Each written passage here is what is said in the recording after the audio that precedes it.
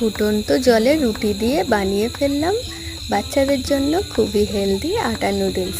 আমি এটা টিফিনের জন্যই বানিয়েছিলাম। তো চলুন দেখিয়ে দিচ্ছি কিভাবে বানালাম।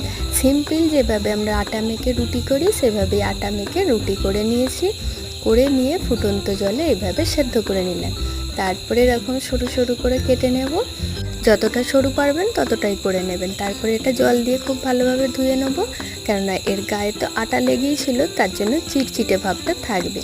তারপরে তেলের মধ্যে রসুন, পেঁয়াজ কুচনো, বাঁধাকপি, কাঁচা লঙ্কা দিয়ে একটু ভেজে নিয়ে এবারে নুডলসগুলো দিয়ে দিচ্ছি চাউমিন মশলা, গোলমরিচের গুঁড়ো, soya sauce, green chilli sauce, tomato sauce, red chilli সসেরও ব্যবহার করতে পারেন। যে যেভাবে বাড়িতে চাউমিন বানান সেভাবেই রেডি করবেন।